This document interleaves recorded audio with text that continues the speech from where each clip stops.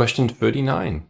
You Party We Be Hardy Inc., a global rent-a-bartender company, is in the process of restoring a server containing customer-sensitive data and has decided to leverage the staged restore feature to ensure any customers who have exercised the right to be forgotten will not be restored back into production.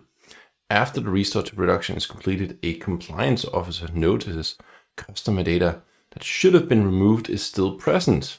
Manual runs of the same script, which resides on a shared network folder, works correctly against the restored production server. What could be the issue? So script seems to be okay. It's not like the script doesn't work. That's what we could learn from that. What kind of options do we have? This is caused by user account control, or UAC, disabled on the Veeam backup server. Okay, it's because UAC is enabled on the backup server. I don't really think that this is going to be the issue here, to be honest, but okay, let's think about it. But user account control could put some restraints on which accounts can do what, meaning the script might cause some prompt and then you have to click yes. So having it disabled would cause that prompt to not appear. So the issue could be that it's enabled, not disabled at least, but okay, let's continue. The script must be stored in a local folder on the Veeam backup server. Okay, script must be stored in a local folder on a virtual machine to be restored.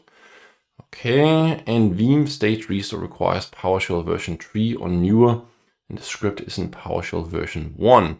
Okay, so good question. So the real question here then is what's actually happening here. So we are doing a stage restore. This is where we start up a virtual lab. We basically restore the virtual machine. It's inside the virtual lab. We power it on. Then we run a script against this machine. And then we gracefully shut it down, migrate it to production and start it up. And so the idea is that this script is apparently not getting executed. So could be there are some possible restraints here that we're just not familiar with. Let's try and see if we can figure out which one potentially is the issue here. So if I take a closer look, we could go and take a look at the Veeam user guide staged restore. Okay, so we see there's some script here, and it mentions PowerShell as a possible thing we could run. Now it doesn't really say up here anywhere that it's a PowerShell script. It just says that there is a script, basically. Yeah, so I don't think the requirement here is going to be something we really have to think about. Now notice here it does say C scripts. So C, where is the C drive? Is that C drive of the backup server, or is it C drive of this machine? So maybe we need to read on a little bit here. Okay, scripts that you plan to run must reside in a local folder on a backup server. Interesting. So if we go back, we can say that the local folder on the virtual machine, that's not correct.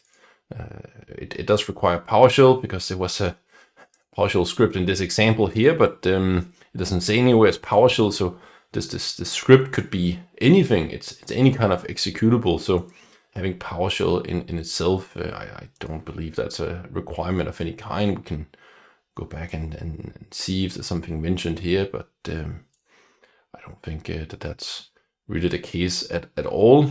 Nothing is mentioned here.